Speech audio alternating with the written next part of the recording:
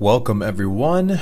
This video I will be reading from the work of Miles Mathis in his article titled "The Space Shuttle Program Was a Fake," first published June 30th, 2019. The Mandela Effect project is now really blowing up in their faces, since the last thing they wanted me or anyone else to do is look closely at the Space Shuttle program. But by including Moonraker in their list of Mandela effects, they led me into this one themselves. In researching my recent paper on that, I had to go to YouTube and watch the official theatrical trailer from 1979. And of course, that reminded me that this Bond film was made to sell the Space Shuttle program going online in those years. So one fraud keyed me into another. I have no intention of showing that space shuttles never existed, or only existed as holograms or something from a parallel universe. That is not what I mean by fake. The planes certainly existed.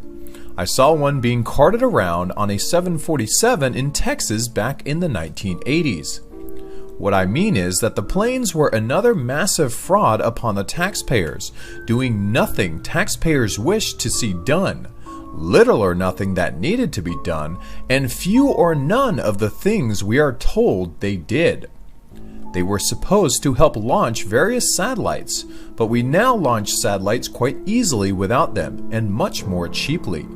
Each shuttle launch cost almost $2 billion in today's dollars, which is no bargain.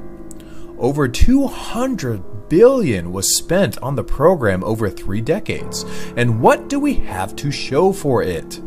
Some museum pieces, a handful of chubby planes that never got out of LEO, low Earth orbit, and that haven't morphed into more useful tech. We now know that the Apollo program was an even more massive fraud, and that no one ever went to the moon. That is what I would call common knowledge, although the governors wish it weren't, and pretend it isn't so. They are still trying to sell it, but have very few buyers outside of their government, university, and military hires. We also know the more recent SpaceX launches are fraudulent. They are so poorly faked, even school children can see the seams. They have rockets flying backwards and landing on tiny pods in the ocean, while paid crowds of college students, meth heads, and gangbangers cheer and high five. We also know, courtesy of Simon Shack at Clues Forum, that the Challenger astronauts who are supposed to be dead aren't. That tragedy was another bold fraud, and I suppose it was pulled to make the project look real. A fail now and then adds to the perceived reality of the show. People will think, they aren't going to blow up a fake shuttle with people on board. No, and they aren't going to blow up a real one either. But they did blow up a fake one with no one on board, since that would kill several birds with one stone. To start with, tragedies act as the greatest confirmation of projects, since they are unanswerable. They defy analysis and questioning, since almost no one wants to question a tragedy. It can so easily be dismissed as heartless that no one wants to go there. Fortunately, many of us outgrew that trick after 9/11, and many more after Sandy Hook. The fake tragedies eventually became so transparent, the heartless slur no longer held any water. But at the time of the Challenger event, that wasn't yet the case. Analysis was still verboten. Such tragedies also draw attention from real things at the time that should be in the news but aren't. They also help the governors control us by creating a false sense of community. In tragedy, people come together, and this gives the hoaxing governors the opportunity of joining the Hugfest and profiting from it. Plus, if you think a shuttle has been destroyed, you won't complain when they spend your tax dollars to replace it with yet another one. It's all about spending, as you should know by now. Billing you for new expensive stuff every year and delivering none of it. Given that, I went to the wiki page on the space shuttle expecting the worst. I was not disappointed. As usual, all I had to do is read for a few moments with my eyes open, and the whole con job immediately collapsed like a house of cards. The collapse began with the photos posted, as is usually the case. Study the photo under title. My entire thesis could rest on that, though it won't. Just ask yourself this. Isn't it an amazing coincidence that all 5 still photos, allegedly taken from films of the launches, would be taken at exactly the same angle? In other words, there is way too little variation between the 5 photos to indicate they are real. If you photographed or filmed 5 different launches with 5 different shuttles and 5 different rockets on 5 different days, you would expect far more variation. Instead, we see carbon copies with a few slight differences edited in. They have changed the names, the color of the sky, the color of the central pod, external tank, and a few other lines here and there. But it isn't convincing since they forgot to change the template. You will say they just shot this from the same camera on the same spot at the same exact split second of launch. The shuttle and rockets hadn't changed much, so of course we get carbon copies. But that is disproved by the photos themselves. This can't have been at the exact same moment of launch, since the tower and the scaffolding is different in 3 of them. That is one of the differences they edited in, but that was a mistake because it shows up the fake. If these aren't from the exact same moment in the launch, then there is no way to explain the matchup of all the lines and angles in the 5 photos. Just as one example of many, look closely at the horizontal lines on the near rocket. The curvature of those lines tells you the angle you're looking up at this launch, and the angle tells you the height of the launch at that moment. They are identical in all 5 photos, telling us we are at the precise same moment of launch. So we should either see the scaffolding in all 5 or not see it in all 5. Also, if we accept that these photos were taken from the same camera in the same place at the same locale, then why is the sky 5 different shades of blue from near white to deep blue? Sure, we would expect some variation based on cloud cover, time of day, pollution levels, and so on. But would we expect that much variation? I wouldn't. The shuttle itself is nearly the same shade of white in all 5, with only a small amount of variation, so we shouldn't see that much variation in the sky. The first picture is the most suspicious, since we would only expect the sky to be that dark at dawn or dusk, but at dawn or dusk the shuttle would not be that bright white. Another thing you can look at is these lines where the rockets meet the external tank. Imagine you are drawing this on a sheet of paper, copying those external lines. Everything is eerily the same, down to the gaps between the objects. That is showing up the templates used here.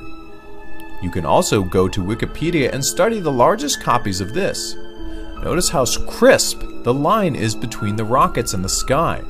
It looks unnaturally sharp, doesn't it? Especially the edge of the external tank.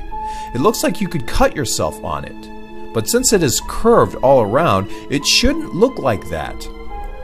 Curved objects don't have sharp edges like that in photos or films, proving this is a paste up on a sort of green screen or blue screen. It may be even easier for you to spot the fake in the short film of the liftoff of the last shuttle in 2011, near the bottom of the Wikipedia page. I encourage you to watch it over and over. It is a very obvious fake, the quality not even matching the current Star Wars CGI. It does, however, look a lot like the SpaceX fakes, indicating they are coming out of the same place. But I guess Elon Musk's answer would be, the faker it looks, the realer it is. How long will we be getting live views, do you think, from the car? Well, I think it looks so ridiculous and impossible. And you can tell it's real because it looks so fake, honestly. Like, we'd have way better CGI if it was fake. And you can tell it's real because it looks so fake, honestly. We'd have way better CGI if it was fake. Notice that they have inserted a pointless platform near the bottom. We don't remember anything like that from the older launches like Apollo. What would be the purpose or function of such a large platform? I will be told it is the crawler, which moves the assembly into place. Yes, but once the assembly is in place, the crawler should move away. Otherwise, it will get scorched. The tower is then holding the tech in place, so the crawler isn't necessary. I will tell you why we see the huge crawler in this fake film. It obscures the blast fire, which they seem to be having trouble faking here. The small part of it we can see looks comically flat, weak, and unconvincing. I especially like the little flames coming out of the shuttle itself, like pilot lights on your stove. Huge problem there because those rockets should be firing full force as well. The shuttle rockets are supposed to be working in tandem with the two other rockets, supplying nearly 1/3 of the total boost at liftoff. That's what the huge external tank is for. It is filled with super cold liquid fuel for the shuttle engines.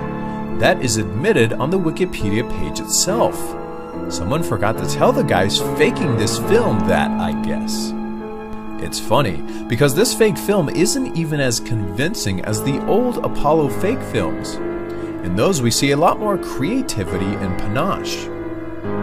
They used a lot of cutaways to people's faces, multiple camera angles, multiple takes, and some pretty clever studio tricks to make it all seem real. Now, with CGI they have gotten lazy. They just let the computer do all the work, and computers aren't creative. They don't know how to manipulate your emotions. The techies just assume you have been partially blinded by your high intake of fluoride, aspartame, Valium, Rogaine, and Viagra, and that your brain is too fogged to notice the obvious. And if you do notice, they don't care. You are just a write-off. For instance, I encourage you to watch the original TV footage of the Apollo 11 launch. It is on YouTube, of course.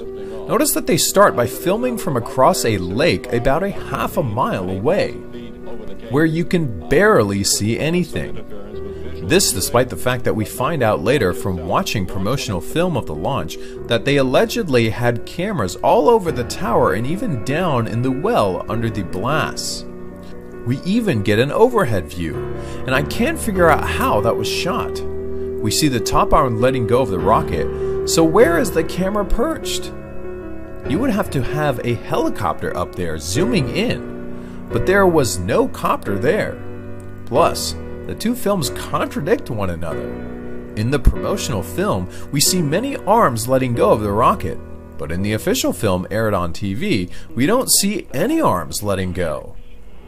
Right after that, we get a very strange cut, where 1 second we see the rocket engulfed in smoke, and the next second we cut and all smoke is conveniently moving left and right.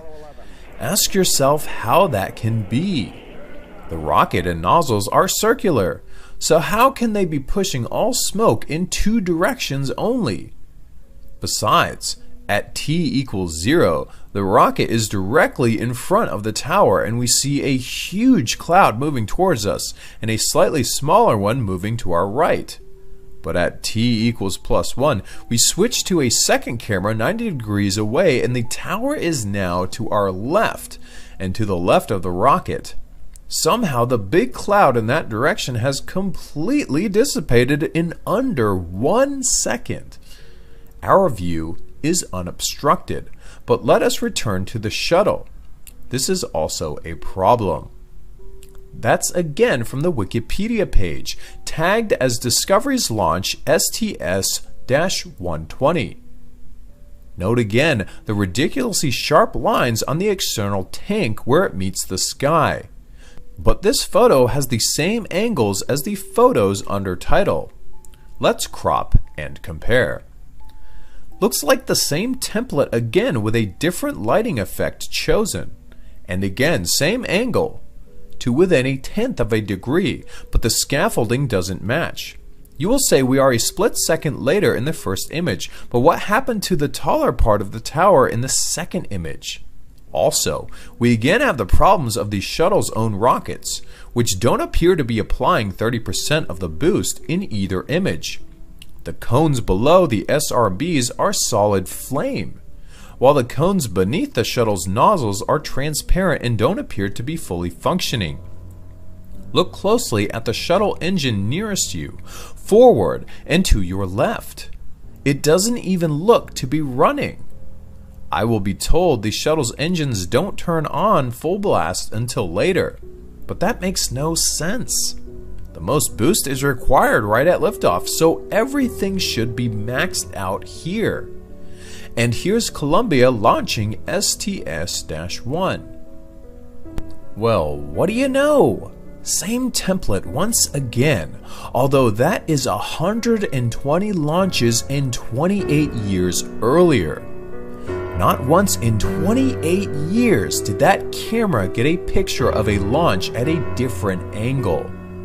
No, wait, they did.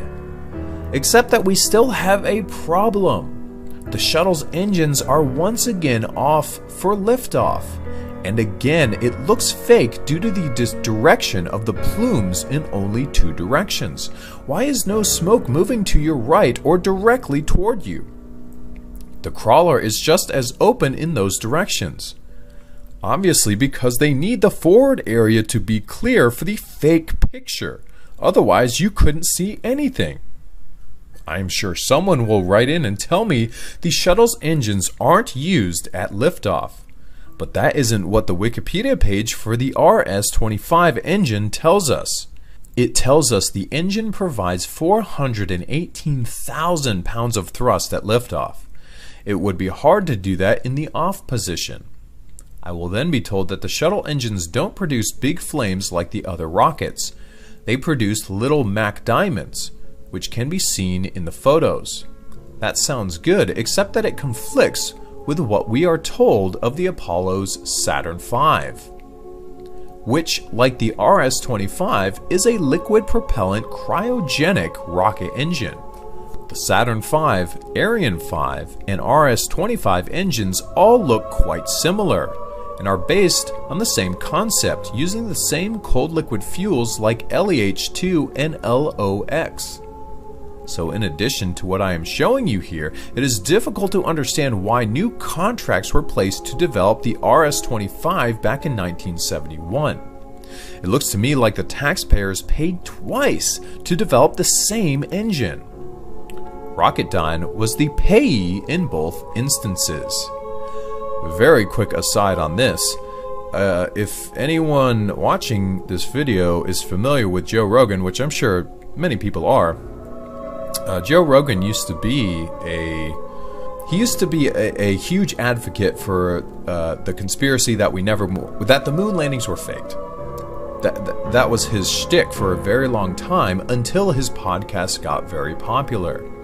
And people are saying, "Oh, Joe Rogan, he's a shill now. He's a shill for the for NASA or whatever." And I don't disagree with that. I just kind of have my own take on it. But really quickly, Joe Rogan mentions that he changed his mind on the moon landings, and he says that they are actually real because he talked to somebody, or he talked to a friend of his whose father or relative worked at Rocketdyne. And he goes, I forget all the details of how he lays it out, but a few people have come onto his show and said, "Hey Joe Rogan, you used to be really adamant about the fact that the moon landings were faked. What made you change your mind?" And he said it was somebody who worked at Rocketdyne. So, if you want to believe that, that's just fine. But Rocketdyne, as we see here, might not be the best source for you to say that that the moon landings were real, or that the shuttle program's real, or whatever. Anyway, back to the article. In contrast, the solid rocket boosters, SRBs, used by the shuttle, the two big rockets on the side, are solid fuel rockets and are therefore not cryogenic. That is why they create the big flames and the big clouds, while the shuttle rockets don't. But do you see the contradiction? If the Saturn V is a cryogenic liquid propellant rocket like the shuttle engines, but not like the SRBs, then the Apollo launches should have had Mac diamonds and very little exhaust. Instead, as you will remember, they created huge flames and huge clouds of exhaust, like the SRBs. So something doesn't add up here. I suggest they like the big flames and big clouds and choose them for the Apollo fake films on purpose. It helps them sell the event. That concept carried over into the shuttle program, where we are told the SRBs create the big light and cloud show. I will be told the Saturn also used kerosene, but that doesn't change my argument. Kerosene is the major component of jet fuel, and commercial and military jets don't create big flames and huge clouds, do they? They don't now, and they didn't back in the 1960s. Here's another problem. That's also from the Wikipedia page. Can you tell me what's wrong there? That is supposed to be the shuttle with the external tank, after the SRBs have jettisoned. But the tank is way too small in diameter, isn't it? Just compare that to the other photos we have been studying above, where it is clear the shuttle has a smaller diameter than the tank. They give us the clue on the same page. See the man inside?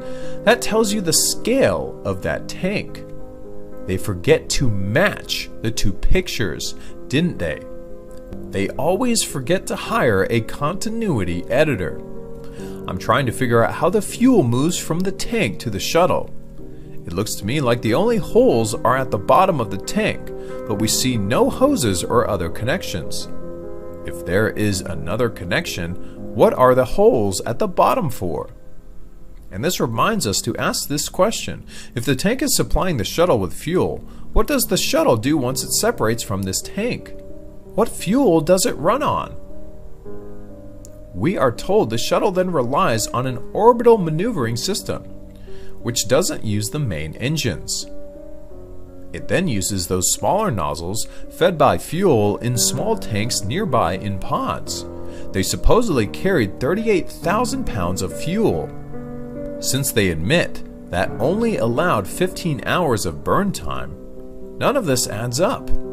How could a shuttle get anything done in space and then return to Earth on 15 hours of fuel? To answer part of that problem, of course we're told the shuttle does a lot of gliding. It doesn't need engines to return to Earth. It just glides down. Right. Does the shuttle look like a glider? No, it looks like a banger with stubby little wings. I will be told the shuttle was in orbit most of the time, and orbiters only need a small amount of governing, but that conflicts with what we are told about its missions. We are told its primary mission was to ferry large satellites and space station parts to and from orbit. You can't ferry things into and out of orbit while you are in orbit, can you? The shuttle was sold to us as a sort of tug, and tugs can't complete their tasks while gliding around, can they? No, they have to expend a lot of energy and use a lot of fuel. It is also worth looking at the guy behind both the Apollo and shuttle programs, George Mueller. He was Jewish, of course, though they don't tell you that. I wonder if he's related to Robert Mueller. It wouldn't surprise me in the least. All of these scumbags are related. They do admit he married a Rosenbaum, which is evidence enough. His mother was a Bosch. Anyway, he was head of NASA's Office of Manned Spaceflight from 1963 to 1969, and he is the one that pushed the reusable spaceplane idea. Do you want to guess what his degree and background was? He went to graduate school at Purdue on a television scholarship funded by RCA. He worked on various TV projects in school and after graduation. He avoided being drafted by working for Bell Labs during the war, which indicates he was tied to intelligence somehow. Normally, such skills make you a prime candidate for the military. Not a buy, you know. Deferments go to spooks, to put it bluntly. After the war, he continued to work on vacuum tubes and radar and got his PhD from Princeton at age 33, immediately becoming an associate professor. He was at Princeton until 1957 when he was hired by TRW to work on radar for missile systems. His bio at Wiki slurs across the next 6 years, giving us only a couple of sentences and a meaningless quote. Suddenly, in 1963, NASA head James Webb hired him as a director of NASA, agreeing to completely restructure the agency for him. We aren't told why. But remember, Webb was not a scientist of any kind. He was a lawyer out of the State Department. We are told at Wiki that his job in the 1950s was helping McCarthy and Hoover harass communists and homosexuals. Although we now know the communists were fake and Hoover himself was a homosexual.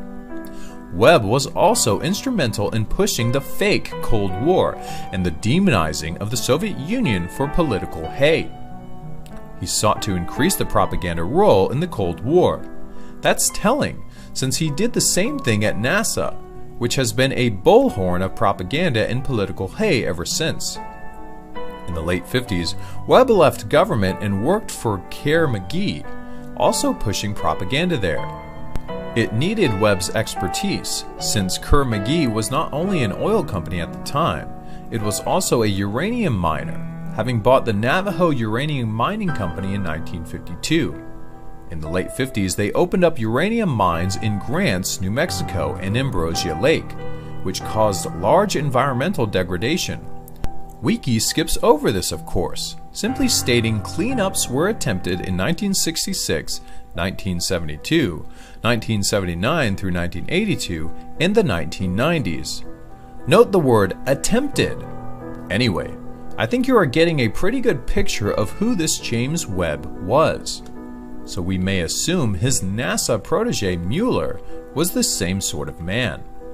There is a lot more that could be said about this subject.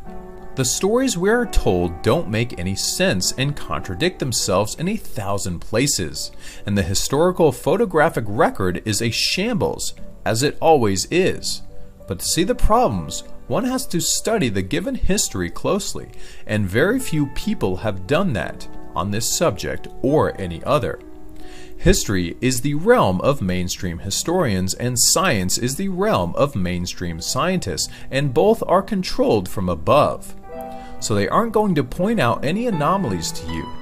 If you wish to know the truth, you have to learn to see it for yourself. I will tack on a few comments about Owen Benjamin here, who I just became aware of. A reader sent me to one of his YouTube videos, the one on JFK being gay. I scanned a few others while I was there. He does have some charm and is funny in parts, but he is a bit late on JFK since I did the seminal paper on JFK being gay more than 2 years ago. I did the even more revolutionary paper on JFK over a decade ago. Of course, Benjamin doesn't mention that one and pretends not to have ever heard of me. He claims to have been neck-deep in conspiracy theory for years, but has never encountered the top-ranked researcher on the entire internet? I find we can judge these people like Benjamin on nothing more than that. Their responses to me tell you everything you need to know. Not only is Benjamin spinning furiously away from my central thesis, he is also blackwashing himself on purpose. As I see it, his job is to parrot my research in many ways while staying away from the most important stuff. So he tells you a lot of truth to hook you. Then, like David Irving, David Icke, and many others, he purposely goes off the deep end or purposely offends you. For instance, in that JFK video, he goes out of his way to alienate all men under 5'8", telling us he doesn't trust short people. He's actually 6'8", but he says in this article that he's 6'6". He works in similar pointless slurs against women and other minorities, telling us only white men who own property should be able to vote. His routines and podcasts are strangely peppered with stuff like that, and I don't think it is just an accident. Why? Because he has allied himself to the alt-right, and like the rest of those guys, he is trying to make you think conspiracy theory is coming from the far right. They are trying to link conspiracy theory in your mind to hate speech, white supremacy, and neo-Nazis. So they hire these people like Benjamin to draw that line for you. The first thing Wikipedia tells you about Owen Benjamin is that he is an anti-Semite. That is no accident. Owen's real last name is Smith. His father is John Kerr Smith, and his mother is a Troy. Both are academics. The Troys are in the peerage, related in the U.S. to the Fords and Hamptons. Kerrs is a Jewish name, taken from the Hebrew verb karet, meaning to cut off. They come from the Kereshes of Bohemia, which should remind you of David Koresh of Waco fame, although that wasn't his real name. It was Vernon Howell. We see the peerage Smiths in my Titanic paper, including the bankers of Nottingham, so there may be some connection there. Owen's wife is a rank, and of course the name Owen takes us directly back to Wales and especially Ainsley. Think of fellow actor Owen Wilson. Owen Benjamin comes right out of Hollywood and the inner circles of the entertainment industry, having worked with Amy Schumer, Christina Ricci, and many others. He has worked for MTV, CBS, TBS, Sony, and Comedy Central. He dated Christina Ricci, and we may assume the name Ricci links her to the Riches, Rices, Richels, Richies, and Rakes. Confirming that guess is that her mother is a Murdoch. There are Riccis in the peerage related to the Baron's fort, but otherwise exceedingly well scrubbed. I would assume due to Christina Ricci's fame. I would assume Ricci is related somehow to Rupert Murdoch, though I could not prove it quickly online. So when she tells you she is Italian and Irish, you can take that with a grain of salt. Genie.com scrubs her parents, which isn't much of a genealogy. Ethne Celebs doesn't even mention her mother, and remember that Ricci played Zelda Fitzgerald in Z. So Owen looks to me like another Jew pretending to be an anti-Semite to control the opposition. Another insider pretending to be an outcast. He uses his speaking skills to snow you, but his shtick isn't working on me. Why? Well, see this quote from Benjamin. Quote, "Really, what Hitler was trying to do was clean up Germany. Clean it of the parasites, of the fleas. He did not hate Jews. He hated filth, and he was trying to clean it up." End quote. I write a lot about Jewish lines and influence and have several papers on Hitler. But can you imagine me saying anything like that? No. I am 180 degrees from that, since I have shown you that Hitler was Jewish himself. He wasn't trying to clean up Germany at all. That war, like all the other European wars, was manufactured by hidden Jewish banking interests to empty all the treasuries and steal many of the nations of Europe blind. Hitler, like Benjamin, was just an actor, a child of the families hired for his acting skills to front the project. So the anti-Semite Benjamin has missed the central fact there, as these guys always do. He is just repeating the mainstream Nazi position, as it has existed since after the war. But my research has shown that both mainstream positions for and against Nazis are manufactured. They were created to hide the real history of the period and the real bad guys. Benjamin is repeating that position just so that he can be used as an example of the anti-Semites taking over the internet. See the Atlantic story from Halloween of 2018, where author Taylor Lorenz, Jewish of course, claims that Instagram is teeming with anti-Semitism. Not coincidentally, the Daily Beast and Insider Incorporated reported the same thing at the same time. All three outlets using Benjamin as the prime example. That is his function. Benjamin has admitted he doesn't take any of this seriously, and that for him it is all just part of a comedy routine. So maybe it is time you saw through it as well. And that is the end of the article. So I'll add my thoughts to this on Owen Benjamin. So I've been watching Owen Benjamin for a little while. I was a fan of his stand-up. You could call me a fan of his stand-up because it's not like I've changed my opinion on his stand-up. I think he's a funny guy. I started to pay more attention to him when I heard about the whole Louder with Crowder stuff going on, and I was wondering why he was not doing the show anymore. And at first, I was really put off by... Okay, this is what happened, really, if you followed any of this stuff. So Owen Benjamin used to write sketches for Crowder. Steven Crowder of Louder and Crowder on YouTube. If you don't know who that guy is, he does the Change Your Mind segments. He's a conservative, pretty big channel. He's got over 1 million subscribers, I believe. But anyway, Owen Benjamin started doing his own YouTube channel. I forgot when he started, but it's been at least a year now. And he touches on a lot of stuff. He says things that are not politically correct, which I have no problem with. I think a lot of his stuff is pretty funny. But the thing about it is, when he broke from Crowder, the reasons stated were because he was saying things that are deemed inappropriate by Crowder.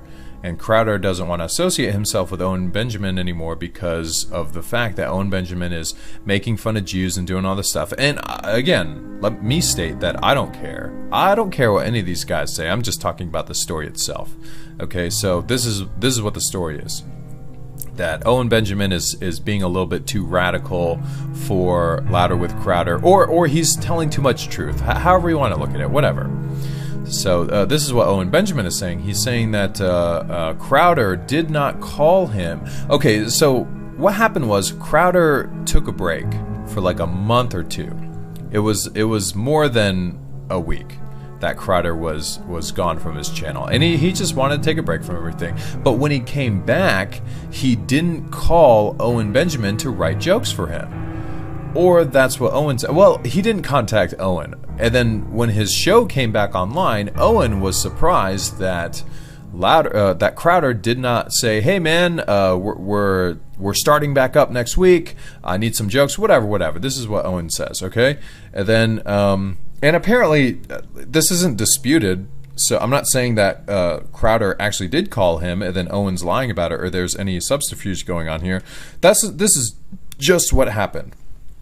So Crowder's going on with his show some more, and he did not contact Benjamin right off the bat. So Benjamin made some videos about it and was talking about it, and he was being very drunk, and I can't remember everything he was saying, but he was pretty much... He was ragging on Crowder for not calling him up and saying, "Hey man, we're back on, you're writing jokes for me, blah blah blah." And he really started hitting it hard. And so for a little while there was some back and forth, and this is what really troubled me at first with Owen Benjamin, is that Crowder reached out to him. He called him up. He said, "Hey man, you know, you're really going on." I don't know what Crowder said to him, but he tried to contact Owen to talk to him about what he's saying about it. Okay?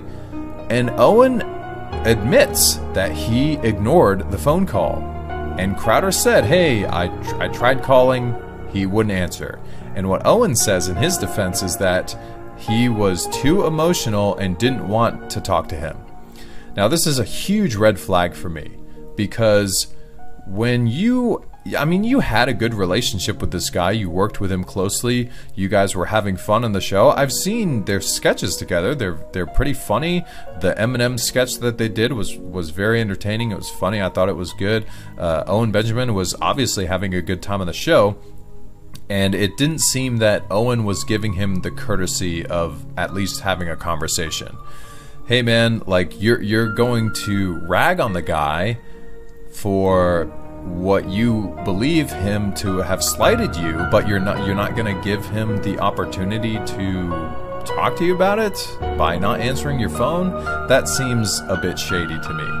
And you're going to be emotional about it? That just I mean, he prides himself on being a man and being manly and stuff. Isn't it the manly thing to do to talk to the guy that you were once close with and now have a big problem with, just simply because he didn't call you immediately after his show went back up? I mean, how do you know that he just wasn't necessarily thinking about it? Well, I'm not going to really get into this because I just don't know. I don't know why. Maybe Crowder really didn't want to call him back because he wanted to distance himself from what Owen was saying.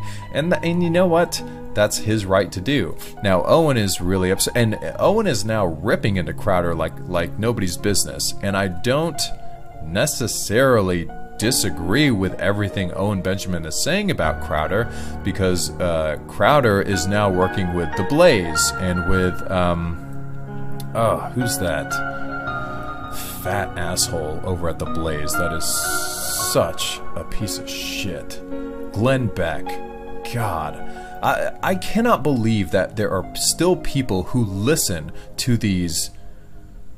I don't even know what to call these people anymore. They're just complete scumbags. They are totally bought and sold by the establishment to influence people's thoughts by putting out their crap.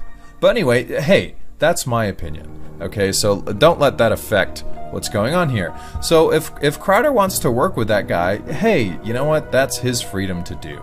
And now Owen is really upset about this whole situation, but at the same time, he never picked up the phone. That is something that really bugs me about Owen. And maybe that has changed. I haven't seen all of Owen's videos. I haven't seen all of Crowder's videos, so I really don't know. I'm not the best person to be displaying like the entire situation here, but I'm just going on. This is just what I know. And from a lot of the videos, this is the thing with Owen, is he's really critical of Crowder, and he does bring up one thing about Crowder, which is that Crowder loves dressing in drag. And this is something that I even touched on when I had some earlier channels that I really just I didn't, well, not earlier channels, but I had some videos that I used to do like a little over a year ago, and one of them was about Crowder, or about men in general that just love dressing in drag. And I brought up Crowder in that, and then I kind of just deleted it because I felt like I was being a little too critical of these guys. I was like, dude, you know, they're comedians. They're just trying to get a laugh or whatever. But you know what? I'm kind of coming back full circle and saying there is something creepy about dudes dressing up as women. And this, and one of the reasons for that is this drag queen story hour that has gotten so popular these days, which is absolutely disgusting. And I am very, very, very wary of men who dress in drag. And since Crowder runs and writes his own show, there is nobody else that is writing him into a dress except himself. I mean, he does drag queen. Who's that guy from The Dark Knight Rises? Bane. He does like Bane in a dress or something, and then he dresses up as a woman all the time to go out and do funny sketches and stuff, which they're kind of funny, but it's just like, dude, you look way too happy in that dress. That's just my opinion.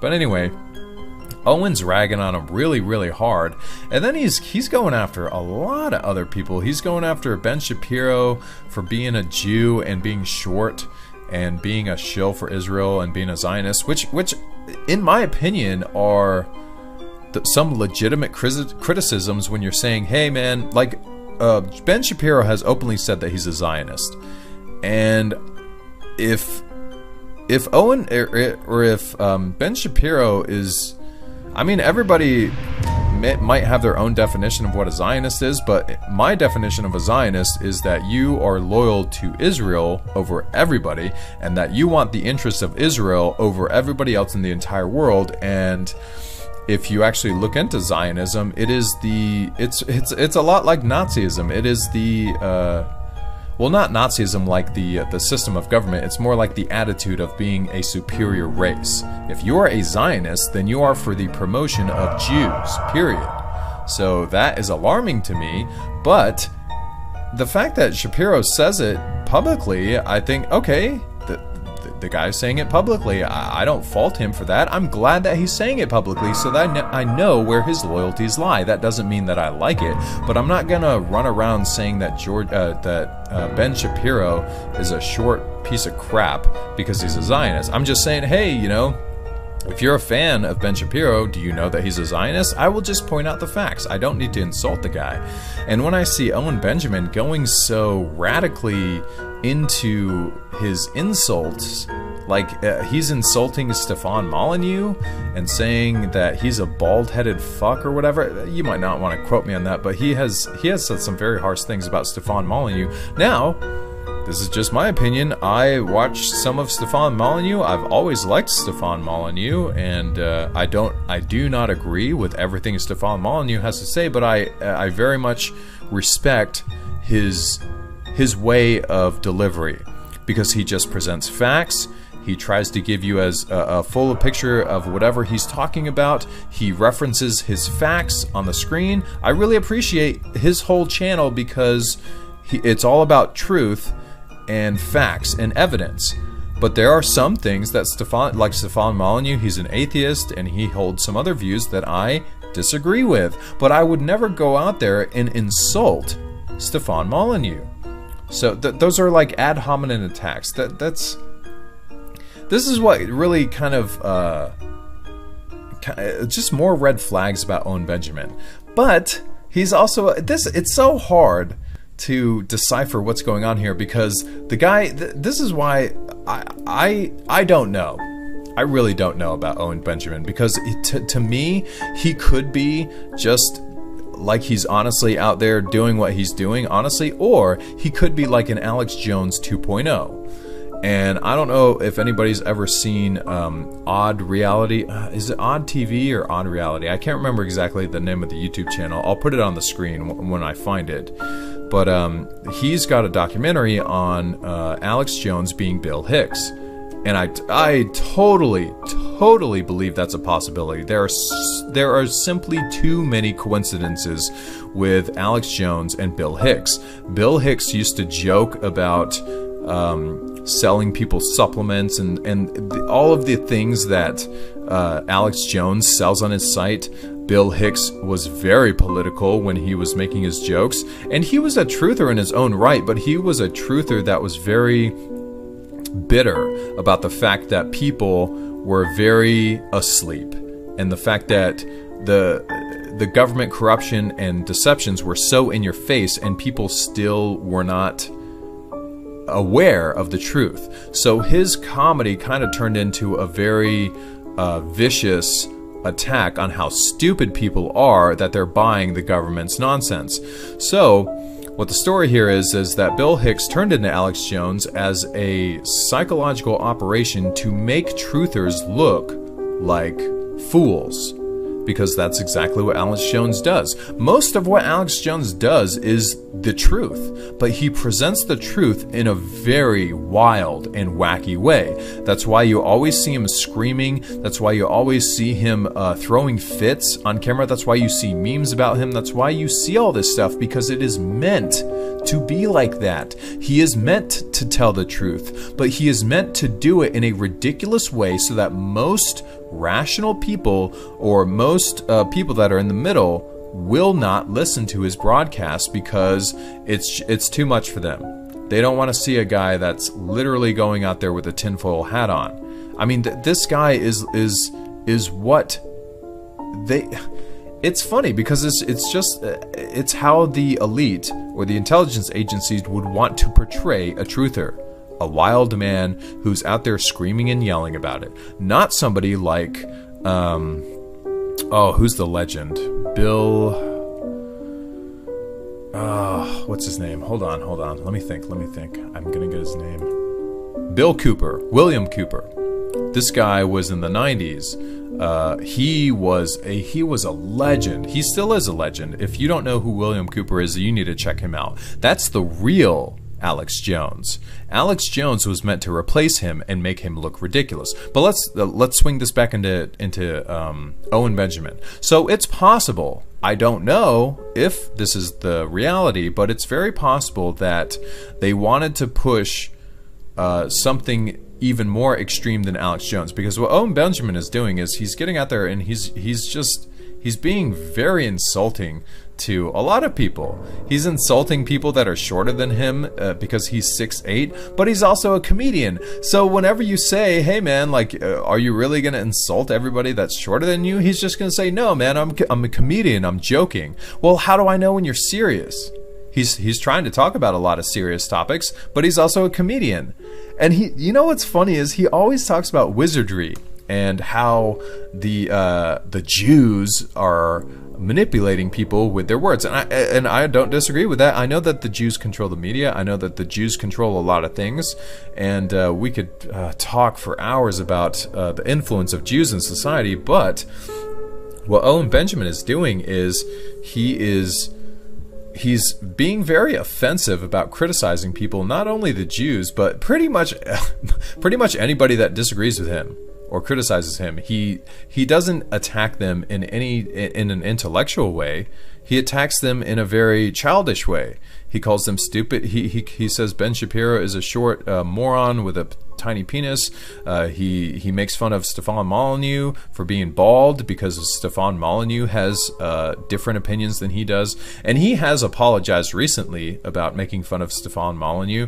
But it's just like, you know what, man? Like, you should probably never have insulted him in the first place, because that's just kind of really petty for you to do, and it makes you look bad. But you're also a comedian, so is this how you're doing your comedy? By being vicious towards anybody that you think is a shill or is not doing right in your opinion? And this is one of the problems that I had earlier on, is that I kind of had some critical thoughts about these other channels. Was just like some of these more popular channels like Ladder with Crowder, Stefan Molyneux, and some of these other guys who were never talking about Pizzagate, they were never talking about Pedogate, they were never talking about some of the conspiracies out there that are really just beyond conspiracies at this point. They're just facts that aren't being reported. But first of all, instead of attacking these other channels, I don't want to get into that. I don't want to get into what other people are doing and what I think they should be doing. I will report on it. If it's important to me, I will simply report on it. And I'm not going to assume that all of these other people even know that this is a reality. Maybe they just don't know about Pizzagate. Maybe they just never looked into it. And shame on them if they have heard about it and never looked into it. Because if people are saying that children are being killed, sacrificed, or whatever, I don't care if it sounds crazy, they need to check and make sure that it is crazy and it's not true. Because people are abusing children and it's being ignored by major channels. But anyway, I don't want to be critical of them because, you know what? You're not a channel with 1 million+ subscribers, and I don't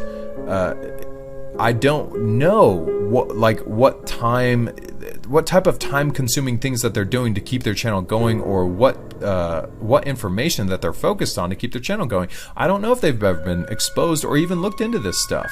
It takes a lot of time to look into this stuff. And since some of these channels have grown so much, they're sticking to what has grown their channel. It's not necessarily about the truth all the time. It's about the certain pieces that they are focusing on, which is like their niche. So Owen is out there insulting people that aren't covering stuff that he thinks they should be covered, or that they're crypto Jews and they need to be exposed. And you know what? I believe in that. Sure, you know, if these people are being out there and they're promoting propaganda, then you should expose that. But the problem with what Owen Benjamin does is he doesn't talk about the facts much. He just insults these people and he says that they're lying. He's like, Crowder, all he does is lie now. Well, hey man, can you give some examples? Because I don't really watch the dude's show, and I don't know if what you're saying about him is true or not. I know that the cross-dressing stuff, that's really weird. I'm sure that's true. You're saying that he's gay, but you're also saying that you're a comedian. See, I don't know when to take this guy seriously. So most of what his channel is to me it's just entertainment. If he ever references some facts then that I can check on, then I'll check on it. But he just seems to just go off on these people and say that and insult them in ways that are just kind of trivial to me. But you know, if you get a cheap laugh out of it, fine, whatever. He claims that he's a Christian and he talks about God a lot, but he also honors Muhammad from Islam, which is the weirdest freaking thing about this guy. Whenever he mentions Muhammad, he said, like, God bless him, or blessed be him, Muhammad. And I'm like, dude, you're a Christian and you're honoring Muhammad. Are you aware of the history of Muhammad? Like, do you know what you're talking about, man? Like, this is why I could really get in with Miles Mathis on this guy and say that he is like an Alex Jones 2.0, or he is meant to deceive people and make them think that truthers are anti-Semitic assholes, because he acts like that a lot. And he's also honoring Muhammad. Like, what is up with this guy? Does he not? He seems to read a lot about certain other topics, but you might want to read about Islam before you start jumping into that boat, dude. Are you aware of what the Quran says about Jesus? You should probably check on that, dude. I mean, are you aware of the life of Muhammad? Are you aware that Muhammad was created by the Catholic Church? His first wife, Kajida, was literally a Catholic nun, a very, very wealthy Roman Catholic. His first wife, who was like 20 years older than him. I mean, come on, man. Like, you're claiming to be a Christian, but it's a lot of red flags with this guy, and I don't know if he's just in his backyard having a good time.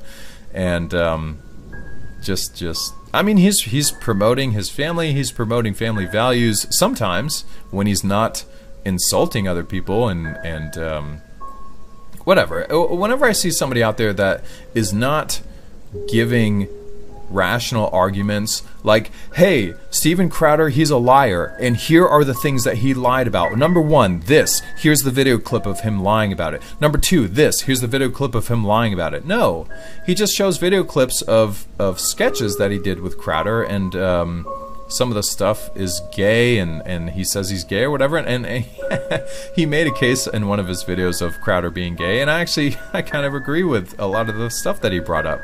But when he's not viciously insulting people, he's, you know, just bringing up conspiracies, and he's just all over the place, man. It's really hard to see where he's coming from.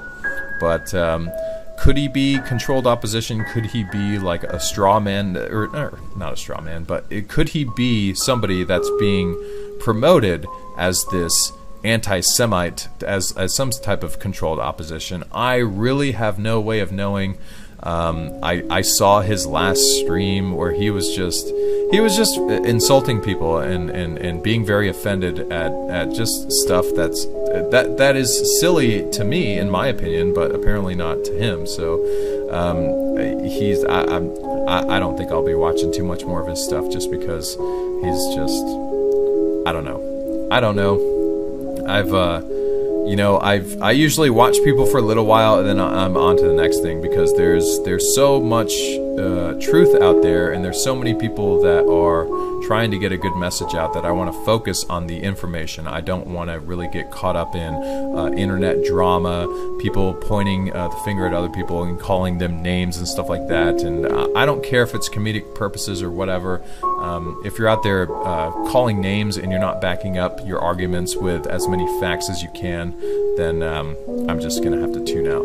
But as far as the main topic of the article, the space missions and stuff, and the shuttle program, there's a lot of research that you can do on your own outside of what's contained in this article. So I really encourage people to do that. I encourage people to not jump into like the flat earth stuff. There's a lot of people out there promoting flat earth. Just don't get...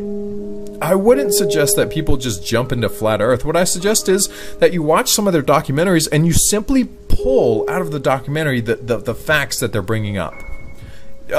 Just because NASA is lying doesn't mean that the earth is flat. I'm not saying that it's not flat. I'm not saying that it's anything. I really am not sure about the nature of the earth, because I don't have the know-how to be able to measure this stuff myself, and I know that mainstream science is full of it. They are simply lying to us. I know that for a fact, because they've been caught lying so many times. And what I like to do is go through some of the flat earth stuff and just catch every time they bring up a fact. Like when they talk about some of the lies out of NASA, I can check on that. I can check on that for myself. But when they're bringing up all of this stuff about Antarctica and the fact that it's it's an ice ring around the world and all this stuff, I'm like, okay, then fly a drone over it. How hard is that to do? Just put a measuring, some type of measurement on the drone where you can just fly it straight and see where it ends. How hard would that be to do? So I'm not going to get caught up in all of this hoo-ha. I'm just going to look at facts, and if I can check them, then that's great. I have more information. I just look at this stuff as information. I don't let my emotions get caught up in this and all of this stuff. So that's all I have to say about it. Thank you for watching. I will see you in the next one. Just let me out.